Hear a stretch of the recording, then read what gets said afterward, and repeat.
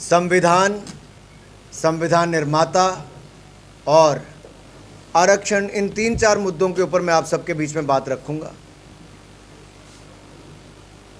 क्योंकि पिछला लोकसभा चुनाव जब हुआ तो कुछ लोगों ने भय और भ्रम फैलाने का काम किया, और ये वो लोग हैं जो संविधान को भी तार-तार करते थे, संविधान निर्माता को भी हराने का काम किया, और आरक्षण का विरोध भी ये इनके पूर्वज पंडित नेहरू से लेकर इंदिरा जी, राजीव जी और राहुल गांधी जी तक करते रहे। और मैं थोड़ा विस्तार में इसको इसलिए बताना चाहूँगा, आज हम जो संविधान गौरव अभियान चला रहे हैं उस कड़ी में मैं आप सबके सामने आया हूँ।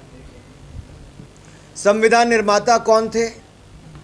डॉक्टर भीमराव अंबेडकर। और संविधान निर्माता डॉक्टर भीमराव अंबेडकर को संविधान समिति का ही हिस्सा ना बने, इसकी पुरजोर कोशिश पंडित जवाहरलाल नेहरू ने उस समय की,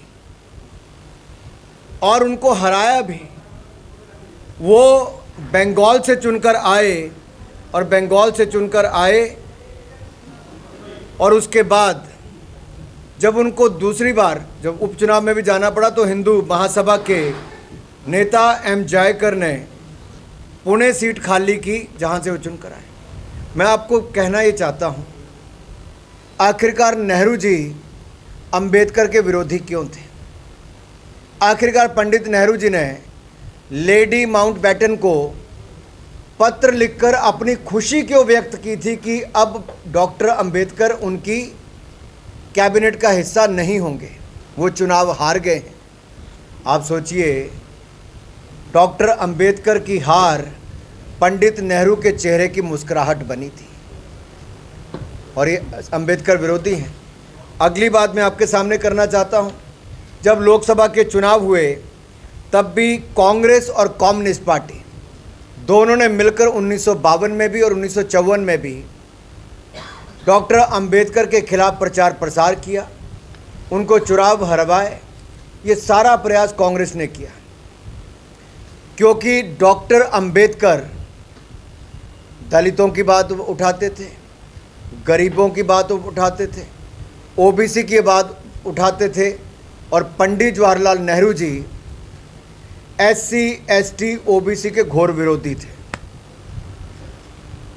और मैं बड़ी गंभीरता से इस बात को कह रहा हूं, क्योंकि पंडित जवाहरलाल नेहरू ने हिंदुस्तान के मुख्यमंत्रियों को चिट्ठी लिखकर कहा था कि अगर एससी, एसटी समाज के लोग आरक्षण के माध्यम से ऊपर आ गए तो क्वालिटी नहीं मिलेगी। आप सोचिए, हमेशा ही हीन भावना उनके अंदर भरी हुई थी। अंबेडकर जी ने तो 1951 में नेहरू जी के मंत्रिमंडल से इस्तीफा भी दे दिया था, और उसके पीछे 5 कारण उन्होंने बताए थे कि नेहरू जी दलित मुद्दों पर उनकी अपेक्षा कर रहे हैं, और नेहरू जी का ध्यान केवल मुसलमानों पर केंद्रित है। एक तो ये भी, दूसरा आर्थिक नीतियों और संस्थानों के जो दरकिनार करने का प्रयास किया जा रहा है, और ये भी किसको किया? डॉक्टर अंबेडकर को पंडित नेहरू ने किया।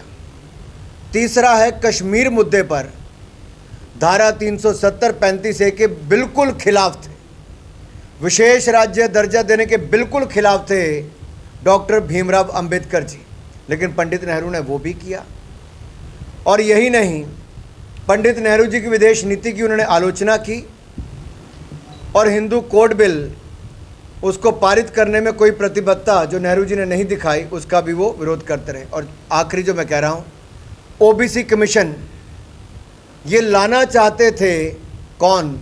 डॉक्टर भीमराव अंबेडकर, लेकिन पंडित नेहरू ने भी इसका विरोध किया, इंदिरा जी ने भी किया, राजीव जी ने भी किया, और ये पूरे के पूरा गांधी नेहरू परिवार एससी, एसटी, ओबीसी विरोधी था। और केवल यहीं तक नहीं रुकी, अगर आप इसके आगे देखेंगे, इंदिरा जी के समय भी बैकवर्ड कम्युनिटी के लिए कुछ नहीं हुआ, और राजीव गांधी जी के समय भी नहीं हुआ।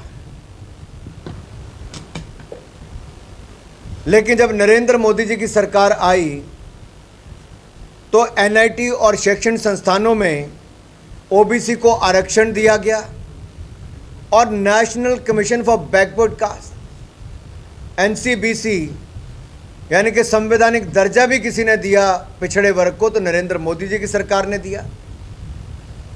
27 ओबीसी मंत्री नरेंद्र मोदी जी की सरकार में है और न्यायपालिका और राज्यसभा में भी समावेशता सुनिश्चित करने का काम हमारी सरकार ने किया।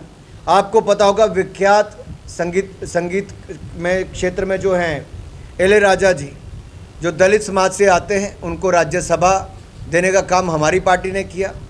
3 दलित जजों को सुप्रीम कोर्ट में भेजने का काम हमारी सरकार ने किया। और यही नहीं, ऐसे अनेकों कार्य हमारी सरकार ने किए हैं। अब दूसरी बात जो मैं आप में आता हूं, जहां अंबेडकर जी का अपमान कहां और किया। आप याद करिए 2012 में एनसीईआरटी के पाठ्यक्रम में, सिलेबस में जो कार्टून दिखाया गया, उसमें कितना अपमान डॉक्टर अंबेडकर का किया गया। उसका विरोध करने के बाद उसको हटाया गया। कांग्रेस ने कोई सम्मान डॉक्टर भीमराव अंबेडकर को नहीं दिया। तेरे एभली किसी गुरुत्वपूर्ण खबर देखा चाहती आम चैनल को लाइक, सब्सक्राइब और शेयर करो।